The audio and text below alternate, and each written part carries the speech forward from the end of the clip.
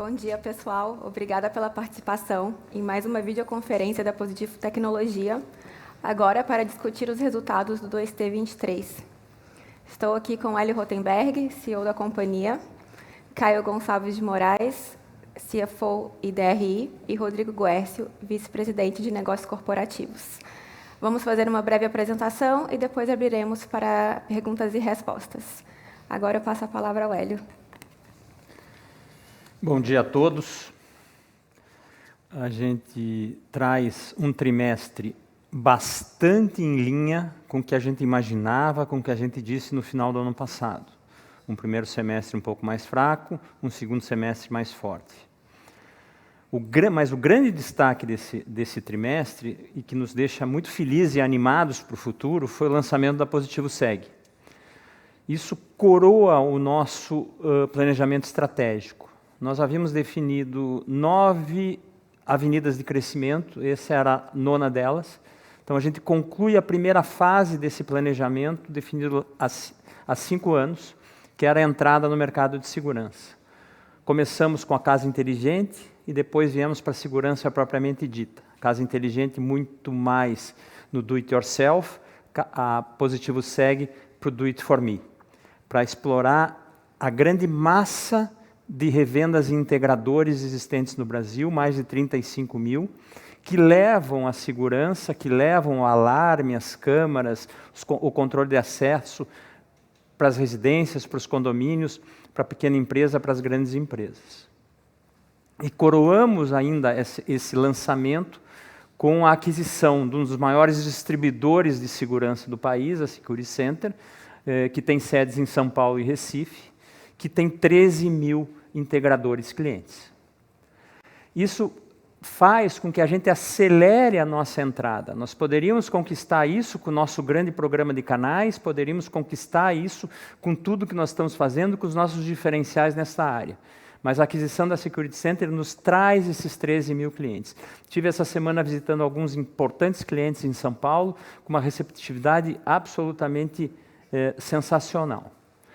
E é um mercado de 11 bilhões de reais, que cresce todo ano 15%.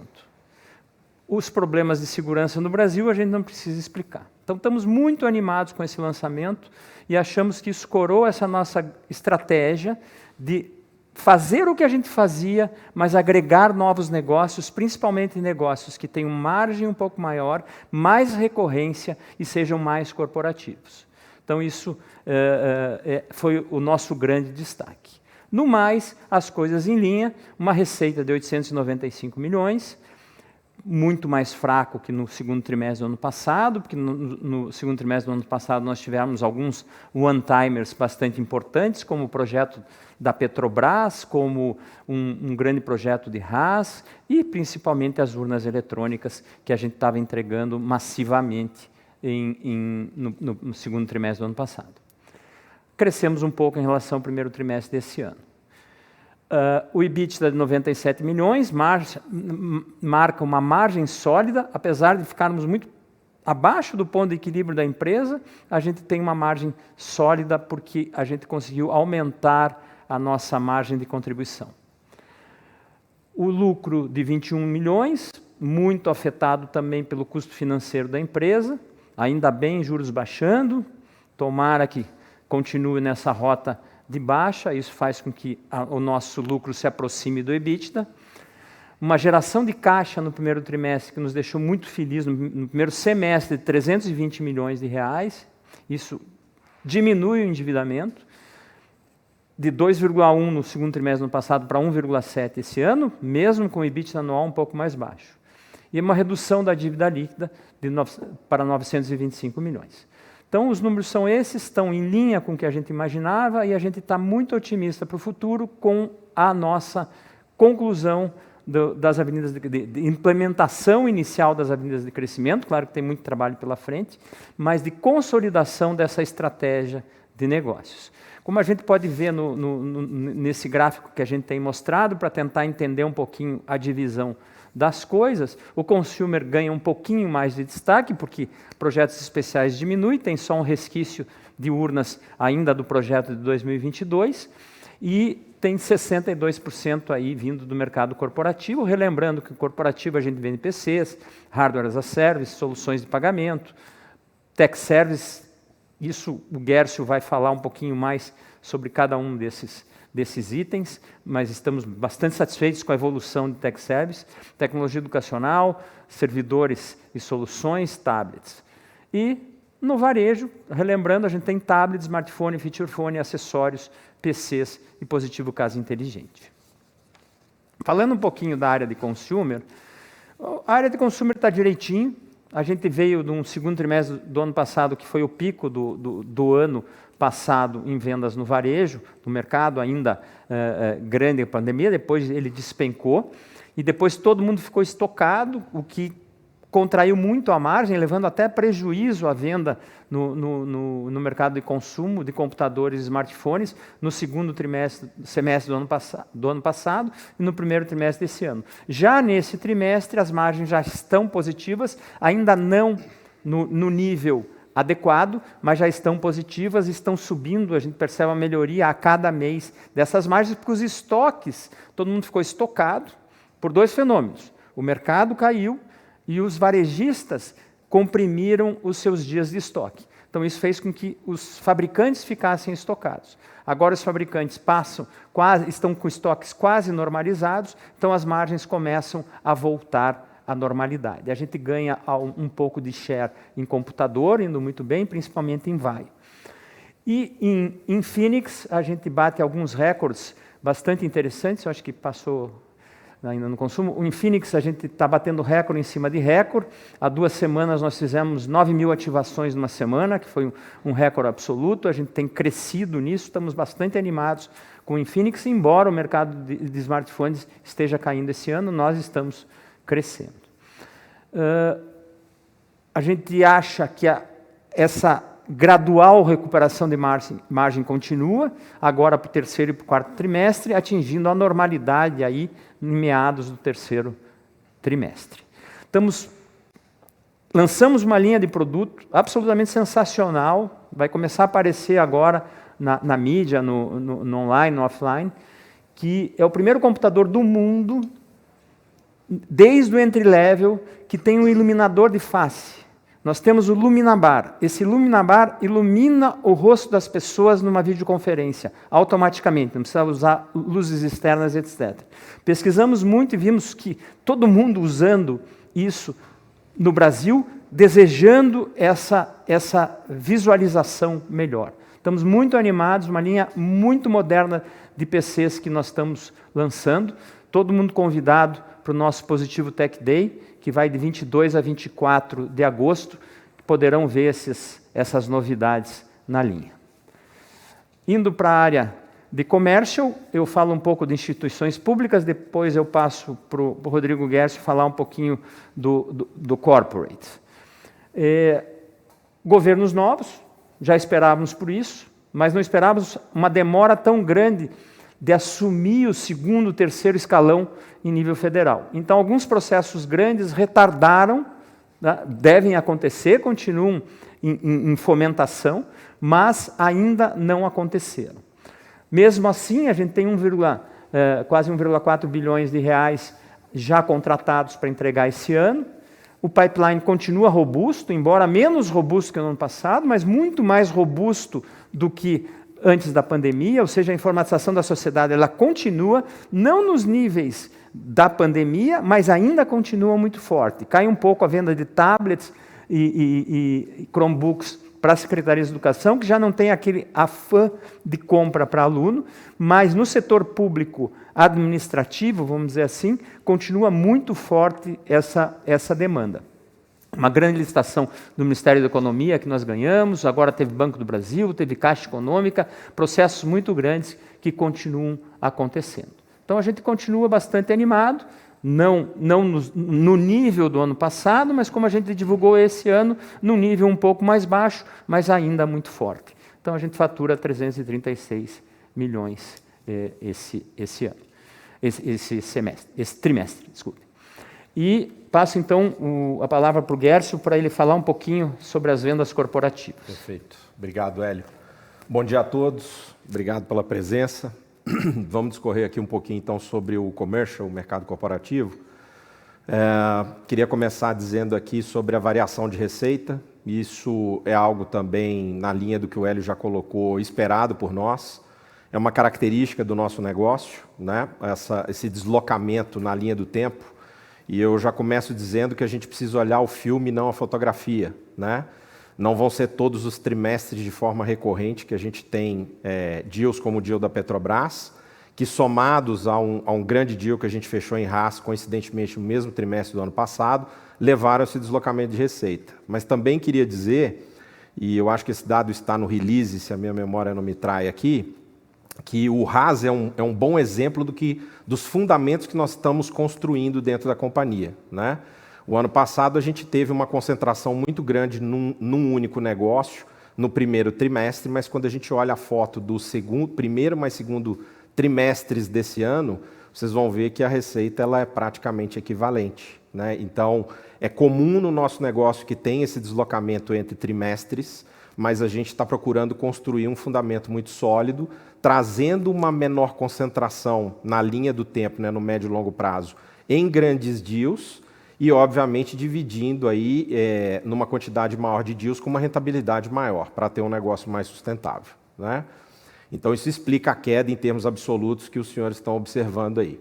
Não obstante, para a pequena e média empresa, por questões macroeconômicas que todos nós sabemos aqui, muito em cima da questão de juros altos e uma escassez de crédito também que aconteceu, é uma área que sofreu um pouco mais, embora a gente tenha um outlook aí de recuperação no segundo semestre, que a gente já começa a ver um aquecimento melhor e maior nesse segmento especificamente. Falando de grandes contas, 40% das vendas para novos clientes, pessoal, aqui é sempre a dinâmica de equilibrar crescimento com rentabilidade. Isso é uma consagração do modelo e da proposição de valor que a gente está levando aos nossos clientes. O fato da gente conquistar vamos dizer assim, com esse ímpeto, uma base de novos clientes, porque essas empresas estão acreditando na Positivo e na proposição de valor da Positivo, com as novas soluções e com as novas ofertas que a gente está levando ao mercado, né? Eu gostaria de ressaltar ali dentro de grandes contas, um projeto que ganhou bastante espaço na mídia aí, mais recentemente, que é o projeto Aprender Conectado, que é de um consórcio das operadoras vencedoras do leilão de 5G, para levar uma solução completa, né? Neste caso aqui, ela inclui hardware, software e vários serviços, tá? De full outsourcing, onde a gente se torna o TI dessas organizações, que vai ter reflexo no terceiro trimestre, mas é um projeto com potencial enorme, porque precisa conectar todas as escolas em ambientes remotos do país, e a gente só começou a pincelar ali o início desse processo, né? Porque existe um pipeline muito grande em cima desse projeto especificamente, assim como a gente vem abrindo espaço em outros segmentos, em outras verticais de mercado, em grandes contas. Para a Tech Services, eu gostaria de ressaltar que conquistamos ao longo do primeiro semestre desse ano mais um grande banco como nosso cliente em Tech Services. Então, hoje, dentro da base de clientes, que obviamente não está limitado somente ao segmento financeiro, porque nós temos vários clientes de distintas indústrias aí, estamos já com 2 dos maiores bancos do país como clientes, e seguimos expandindo não só a oferta core, que é o que nós somos capazes de oferecer a esses clientes, atrelado ou não ao nosso hardware, né? Porque aqui é um negócio que não depende exclusivamente da venda do hardware. A gente tem muitos negócios que muitas vezes são fechados independente da venda de hardware. E no Haas eu gostaria de destacar com uma base de clientes bastante diversificada. Eu dei até como exemplo do modelo de negócio que a gente quer construir.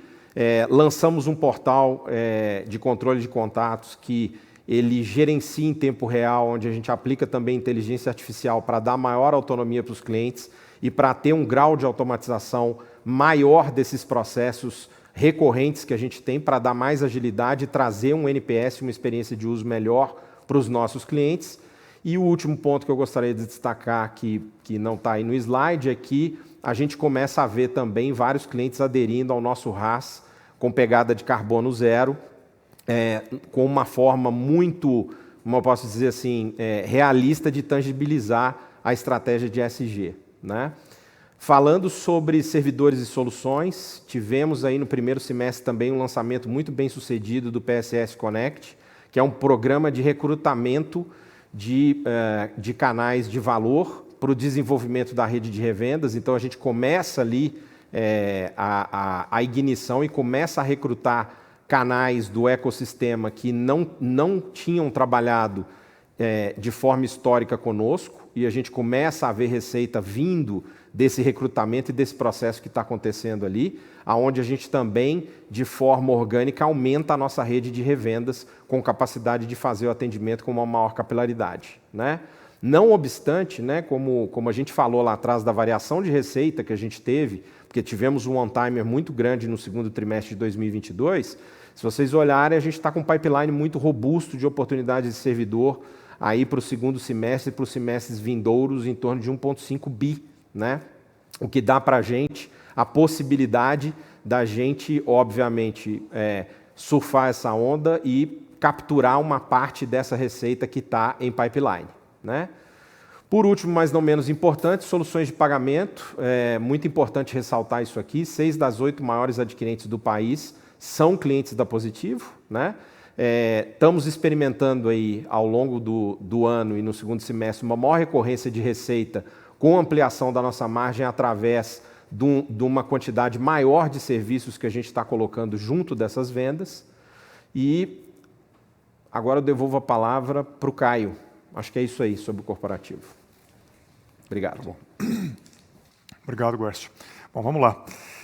Sobre destaques financeiros, né, eu ressalto aqui, né, que é importante destacar que a receita no segundo trimestre ela segue a sazonalidade que já era esperada e traduzida no guidance de receita para o ano, como o Hélio já destacou no começo, né? Primeiro semestre menor, portanto, uma aceleração esperada na segunda metade do ano. O segmento de consumo, também já foi ressaltado, ele continua uma trajetória de recuperação, ainda em um contexto macro desafiador, mas agora já com, né, o início de queda de juros, apresentando uma receita acumulada no primeiro semestre de 561 milhões, o que é 6% acima do primeiro semestre de 22 e 16% acima já do primeiro trimestre de 23. Então, a gente vê uma aceleração. Contra o segundo trimestre de 22, a gente registra uma queda, né, como o Hélio já colocou, foi o segundo trimestre mais forte para consumo do ano passado, que era de 20% na receita bruta. E aí, obviamente, em função da maior venda de PCs, né, e do primeiro abastecimento de Infinix no grande varejo naquela ocasião. Tá? No segmento corporativo, a gente apresenta uma queda relevante de receita, de 61%, que o Guercio já explicou. Tem uma forte base comparativa em 22, né? Nós fornecemos servidores para compor um supercomputador da Petrobras naquela época. Teve uma forte concentração de receitas de rádio e soluções de pagamento também no primeiro semestre do ano anterior.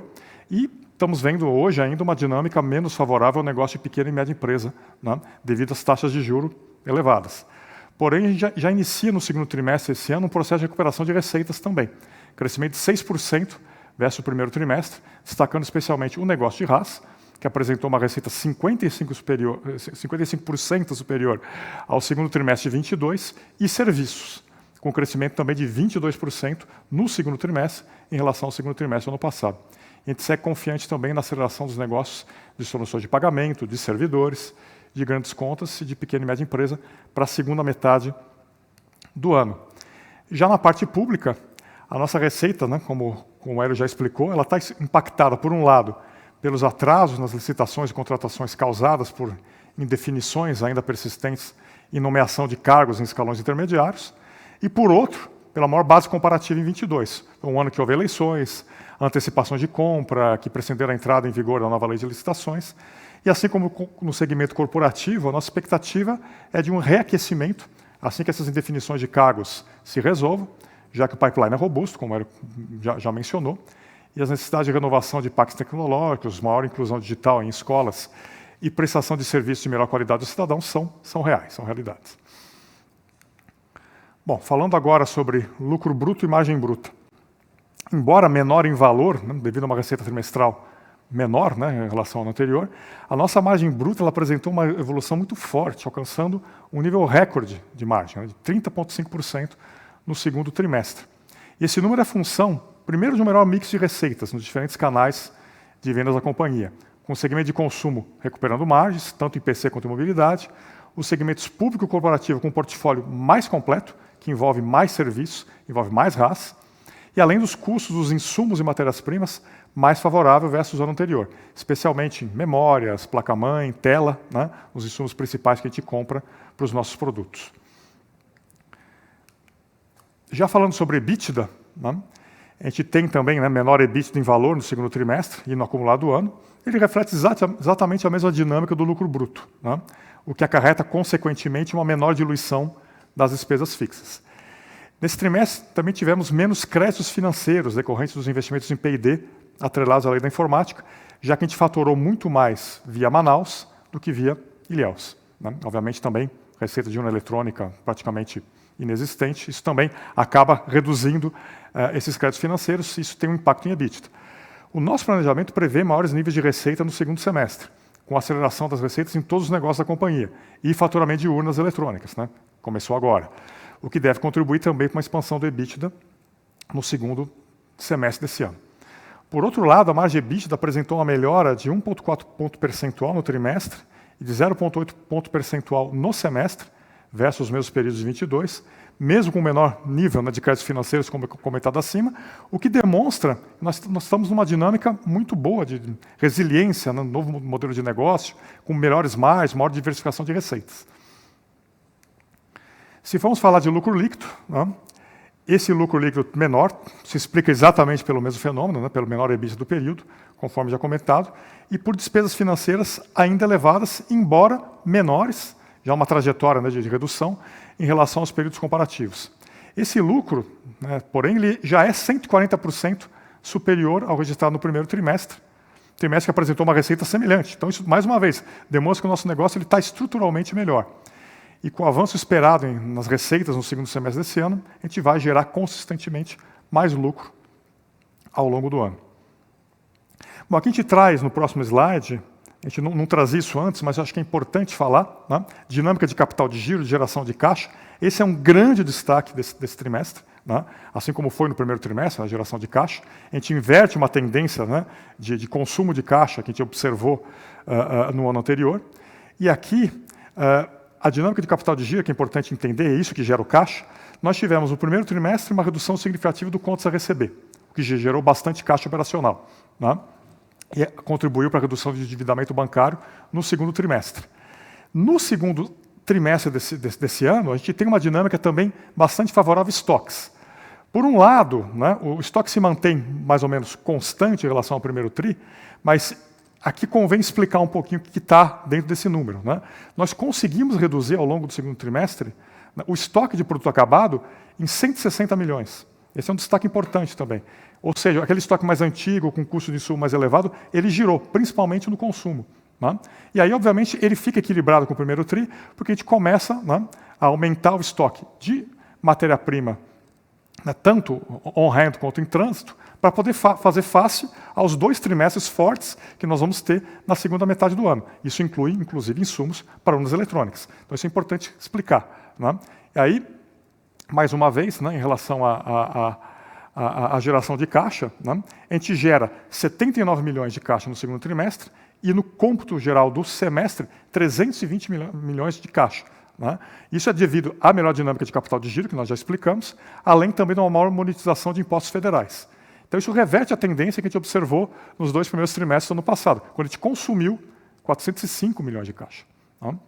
Essa forte geração de caixa, apresentada nos 6 primeiros meses do ano, nos permitiu reduzir o endividamento líquido da companhia para 925 milhões, acho que está no próximo slide, Rafa, por favor, perfeito, com um índice de alavancagem de 1,7 vezes, contra 2,1 vezes no segundo trimestre. Isso o Hélio também já destacou, né? A gente consegue manter a alavancagem num nível bastante controlado, por um segundo trimestre, que geralmente é o trimestre que tem a maior alavancagem de cada ano. E essa redução de dívida se concentrou em linhas de capital de giro de curto prazo, né, que eram mais caras, o que nos permitiu melhorar o perfil do nosso endividamento, né? Agora a gente tem 61% dos vencimentos da dívida no longo prazo, né, ao final do segundo trimestre, e a gente continua sempre atento a capturar novas oportunidades de alongamento de perfil de dívida com redução de custos. E eu destaco aqui principalmente as conversas bastante promissoras que a gente está mantendo com bancos de fomento nesse momento, o que vai ajudar a gente a alongar mais ainda o perfil de dívida e reduzir o custo nos próximos períodos. Agora volto a palavra para o Hélio para falar um pouquinho do guidance. A gente está mantendo o guidance de 5,5 a 6,5, mas está dando dizendo que vai ficar mais para a parte inferior do guidance, por causa desses retardos, principalmente de projetos públicos e de grandes projetos públicos. Mas ainda bastante confiante, numa receita bastante elevada no segundo semestre desse ano, já começou a acontecer agora em julho e agosto, já temos aí contratos de governo bastante fortes, já temos grandes negociações em grandes contas corporativas acontecendo, o varejo está acontecendo normalmente, o consumer acontecendo normalmente, máquinas de pagamento também bastante forte, já com pipe interessantíssimo de contratos, e isso faz com que a gente estime, e o contrato de urnas, evidentemente, que vai ser entregue de 1,4 milhões, uma grande parte nesse segundo semestre, faz com que a gente continue acreditando que vai cumprir o guidance do ano. Então, estamos bastante animados, a empresa é uma empresa muito dinâmica, tem um corpo diretivo muito forte hoje, trouxemos um novo vice-presidente de estratégia e inovação para nos ajudar aí nesse crescimento, já traz os primeiros resultados de grandes projetos para o futuro, mirando lá 2026, 2027, estamos indo muito bem no todo, numa dinâmica empresarial muito interessante, talvez no auge dessa empresa. Nunca tivemos um corpo executivo tão forte e nunca tivemos tão animados com essa implementação dessa nova estratégia da empresa. Muito obrigado e ficamos aqui à disposição para perguntas. Bom, agora a gente abre para perguntas. Lembrando que para enviar a sua pergunta, basta clicar no botão de Q&A no canto inferior da tela. A gente já tem algumas aqui na fila. A primeira pergunta vem do André Salles, do UBS, e ele vai fazer a pergunta ao vivo, então precisa liberar o microfone dele, por favor. Bom dia a todos, Hélio, Guercio, Caio, Rafa. Obrigado aqui pelo espaço para fazer perguntas. Eu tenho duas do meu lado. A primeira é sobre um pouco mais de cor ali no pipe do segmento de governo, tá? Se a gente somar aqui projeto de urna com licitações vencidas ali da companhia, dá mais ou menos uns 2.800 reais, né? A gente já passou um pouquinho do meio do ano aqui, pensando numa quebra no que ficaria entre 23 e 24, como é que a gente deveria olhar para essa divisão? E a minha segunda pergunta é sobre Positivo Seg, né? Como é que está evoluindo aí a penetração na base de clientes da Security Center que vocês adquiriram recentemente? Obrigado. Bom dia, André. Obrigado pelas boas perguntas. O governo, você somou bem em urna com os outros projetos, dá mais ou menos 2,8 em casa, ainda contratos por virem, né? Então a gente deve fazer o número que a gente imaginava para o ano. Disputas bastante acirradas, como o mercado está menor, o mercado de computador como um todo está menor, todo mundo disputa cada projeto de governo que existe. Vimos agora uma disputa acirradíssima na Caixa Econômica, no Banco do Brasil, ganhamos bons lotes nos dois, então isso nem está nesse número de 1,350, por exemplo, né? São contratos por vir, então a gente está achando que vai cumprir aquilo que a gente se programou para o ano em governo, instituições públicas. Quanto à dinâmica da Security Center, é muito cedo para a gente te dar dados objetivos, né? Porque nós a gente fez o closing na segunda-feira passada, né? Dia 31. Dia 2 eu fui lá dar as boas-vindas aos nossos novos colaboradores, muito interessante, pessoas muito aguerridas, fiquei muito bem impressionado com a animação das pessoas em pertencerem agora ao Positivo. E fui com o pessoal da Security Center e com o Tobias, nosso líder de Positivo Seg, na terça-feira visitar os principais clientes da Security Center.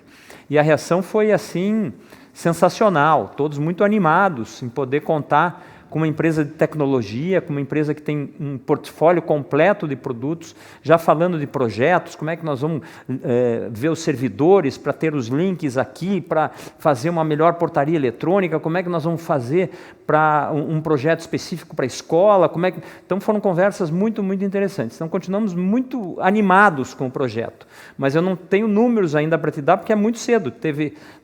As vendas de Positivo começaram no dia 1º, começaram há uma semana, a gente está conseguindo penetrar vários dos clientes da Security Center, e alguns não da Security Center, mas administrados todos pela mesma equipe comercial, que é a equipe comercial da Security Center.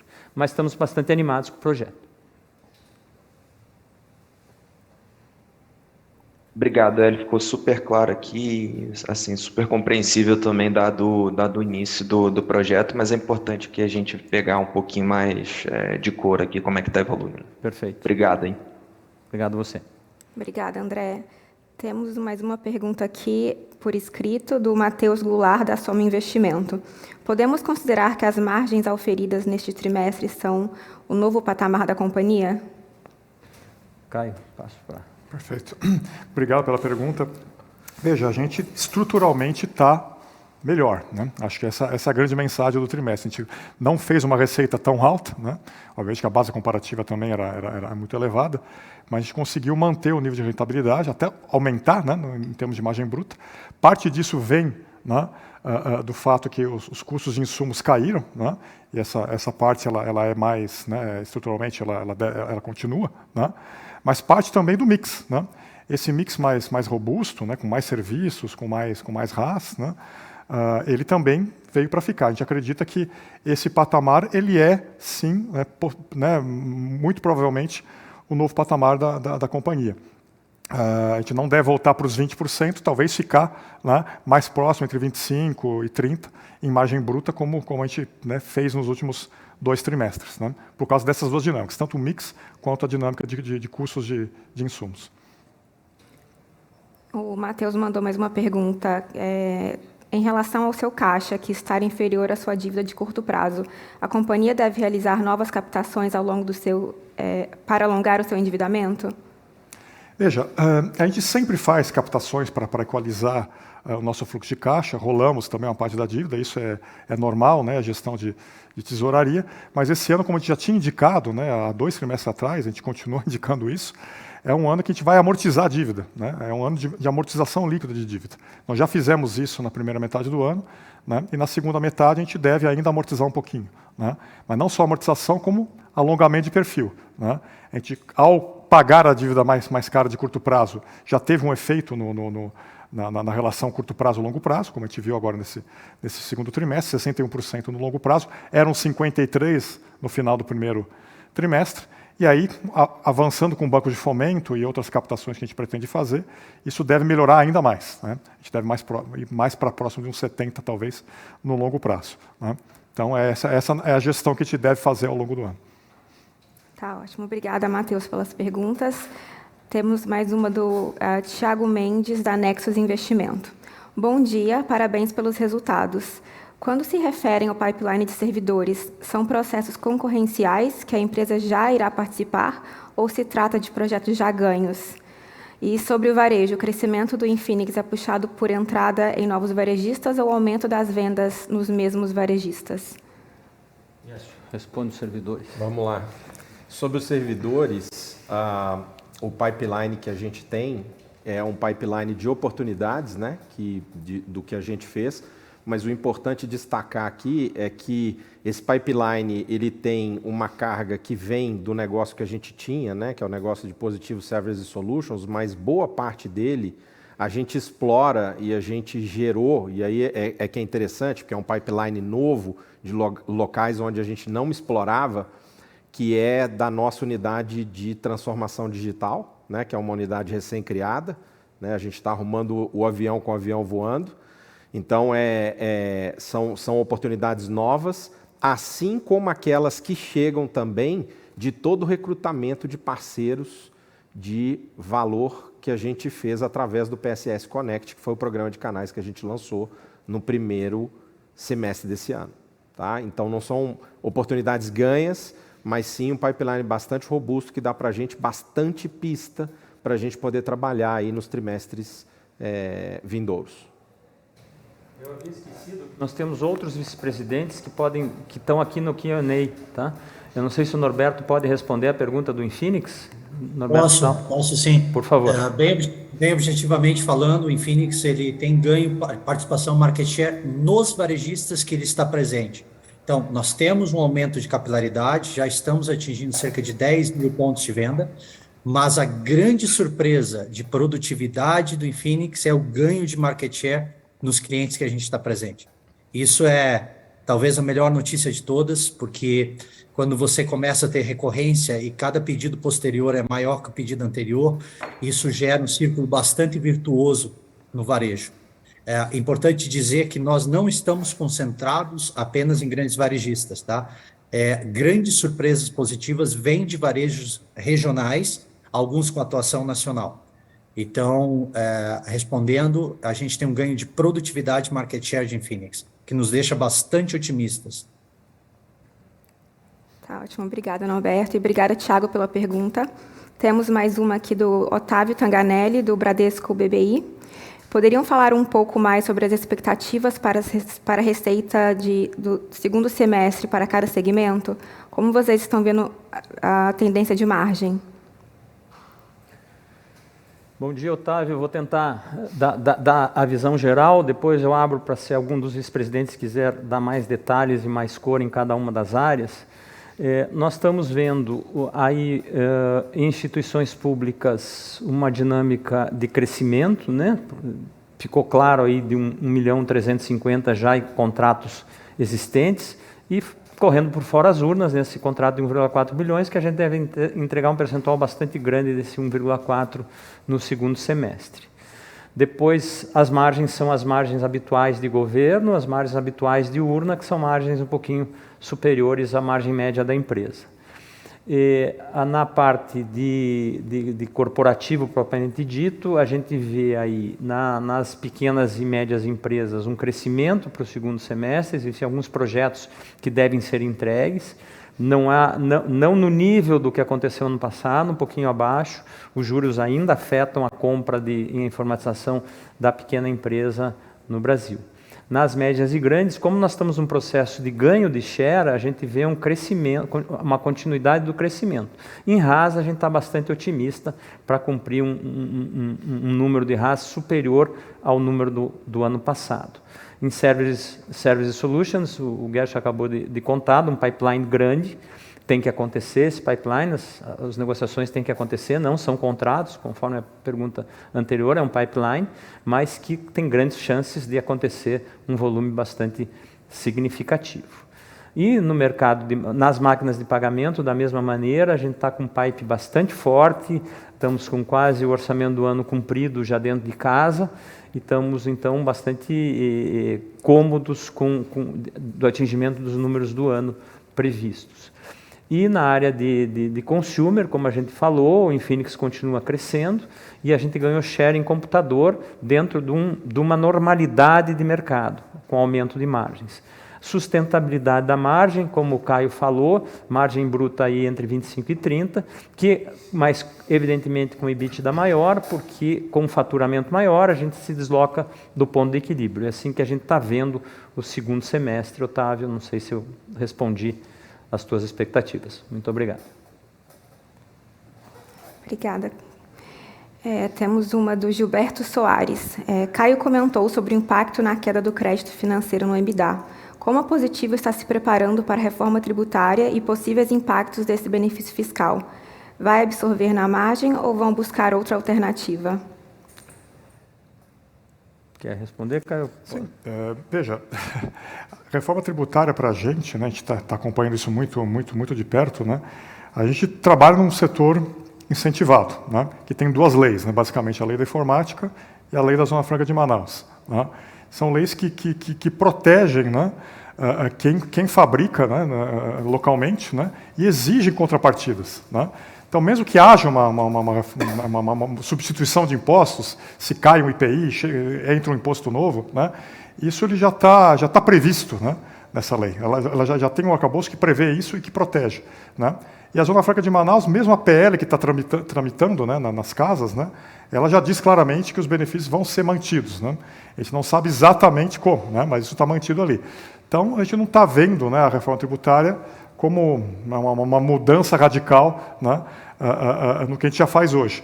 E a questão do crédito financeiro, simplesmente, né, contabilmente, ele faz parte do EBIT, não faz parte do lucro bruto. É uma discussão que nós, inclusive, já tivemos com o Ibracon, etc., não só a gente, outras companhias também incentivadas. Para a gente é algo que, enfim, economicamente talvez não faça tanto sentido, porque é operacional, né? Faz parte da operacionalização. Ele vem de uma obrigação de P&D. Se eu faturo por Ilhéus, né, eu tenho uma obrigação de P&D que me gera o crédito financeiro, né, e ele é parte integrante da margem. Ele só não está no lucro bruto, né?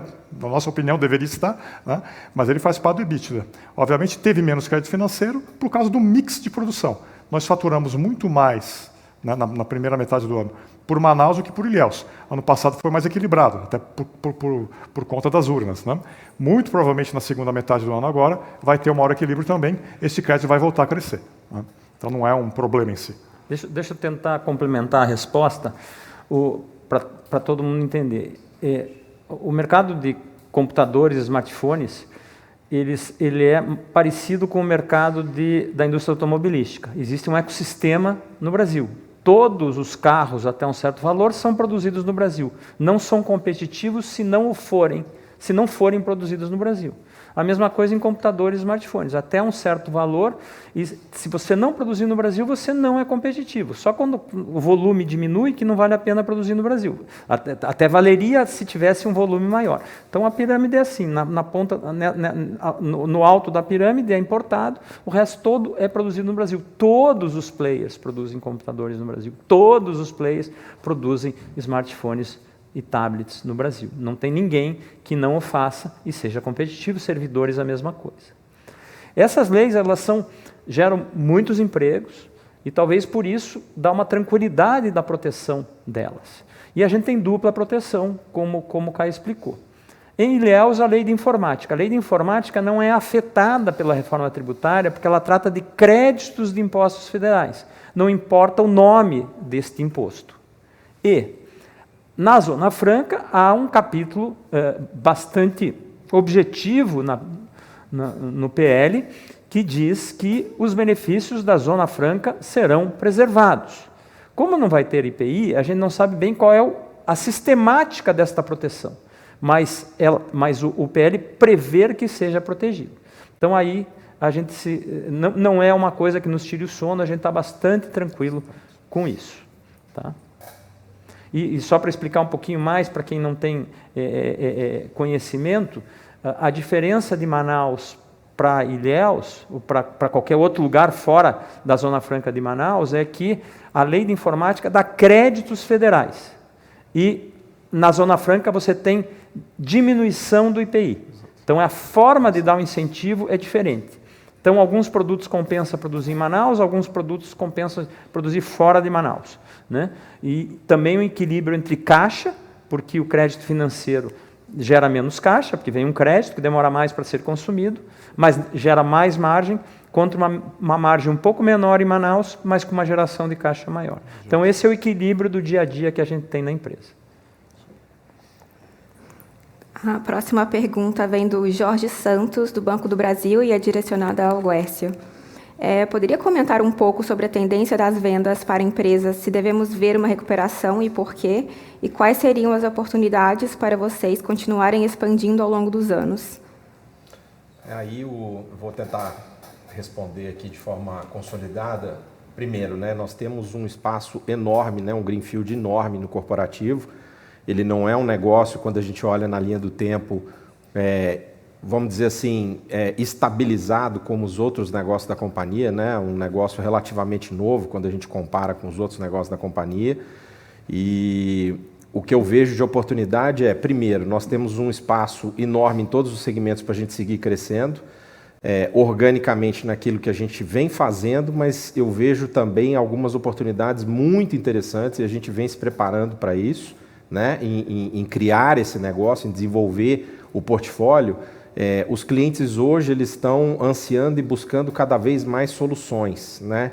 E soluções, basicamente, elas têm 3 pilares, né? Tipicamente é um hardware, um software e um serviço, e esses serviços eles se tornam cada vez mais sofisticados. Então, a gente tem um roadmap muito claro de criação desse portfólio de serviços para atender às novas demandas de negócio, né? Que podem ser desde serviços de nuvem pública até e privada, e híbrida, passando também por serviços aonde a gente vai auxiliar esse cliente na jornada de transformação digital dele, até serviços de full outsourcing, onde a gente vai para o endpoint, né? A gente costuma dizer que quando a gente fala de transformação digital, tem a transformação digital que está acontecendo na borda, né? Que está mais voltada a todos os devices que a Positivo tem, né? Os PCs, os tablets e toda a oferta que a gente tem.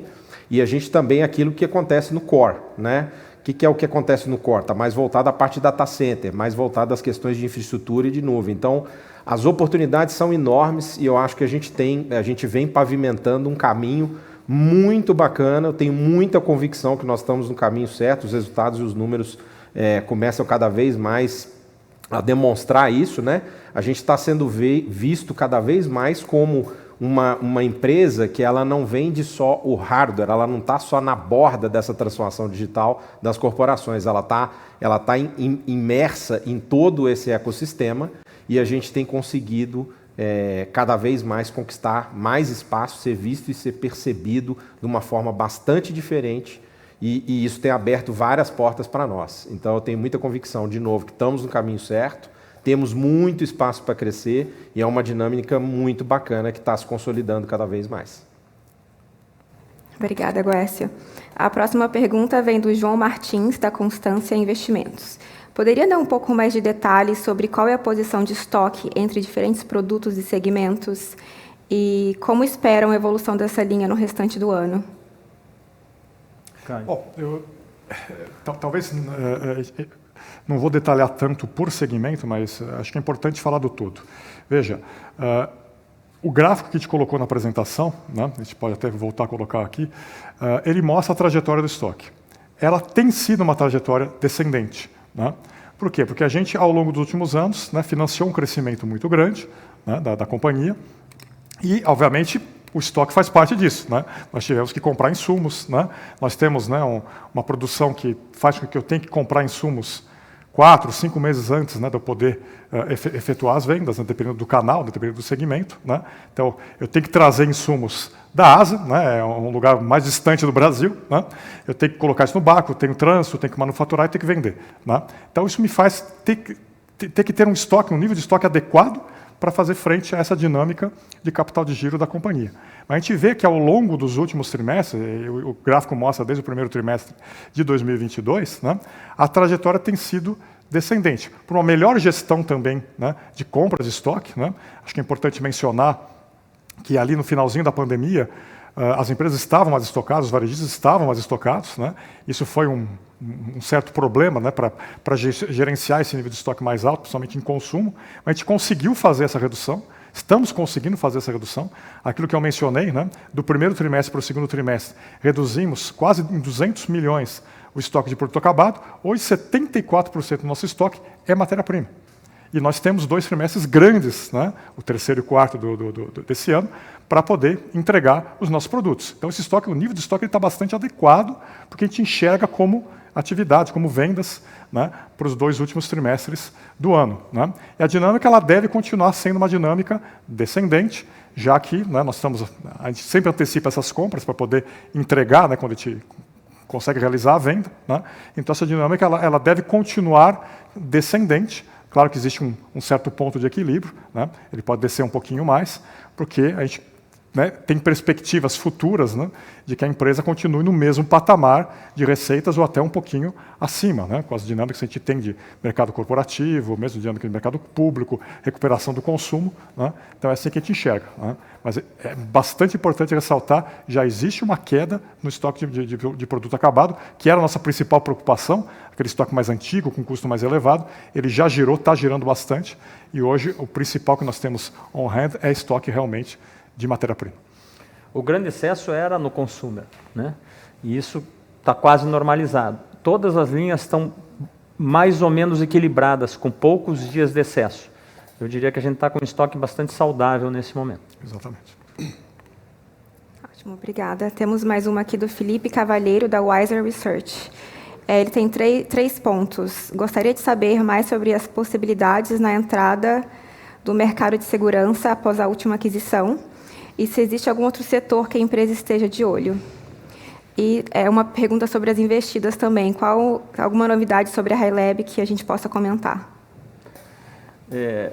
Como eu comentei antes, a gente definiu no planejamento estratégico alguns setores que a gente ia entrar, o que a gente chamou de avenidas de crescimento, ou aprofundar coisas que a gente já fazia, e esse era o nono e a gente concluiu. Ou seja, a gente deve se concentrar, claro que a gente é uma empresa de oportunidades e o mercado de tecnologia muda sempre, isso não é uma regra que nós não vamos entrar em outros setores, mas hoje a gente não enxerga que vai entrar em novos setores. É muito mais os próximos anos, pelo menos os 2, 3 anos, de consolidação daquilo que a gente está, do que propriamente uma entrada em novos segmentos. A HiLab vai bem, a HiLab lançou agora o hemograma, que era um exame muito difícil e está bastante animada com as perspectivas do hemograma. Tá? É a grande novidade que a gente traz. Tá ótimo. Com isso a gente não tem mais perguntas. Eu passo a palavra de volta ao Hélio para considerações finais. Bom, como a gente disse no começo, um semestre muito em linha com o que a gente esperava, talvez um pouquinho mais fraco nas pequenas empresas do que a gente imaginava, no mais a gente esperava que acontecesse o que aconteceu. Esperamos um segundo semestre bastante forte, mantemos o guidance, embora mais no bottom da faixa do que no meio dela. Então estamos bastante animados. Essa entrada em positivo SEG nos trouxe novos ares para a empresa. O lançamento dos notebooks com Luminabar sensacional, a boa performance do Infinix, essa nossa área de serviços pujante, cada dia mais animado, né? Conquistamos os 2 dos 4 maiores bancos brasileiros, né? Então estamos muito animados com isso, a área de máquina de pagamentos pujante, área de instituições públicas com um pipe bastante interessante, a gente ganhando vários projetos, até projetos mais sofisticados, né? Até para substituir projetos com soluções tecnológicas bastante robustas. Então é um momento muito interessante aqui para a empresa, estamos bem felizes. Muito obrigado a todos. Obrigado.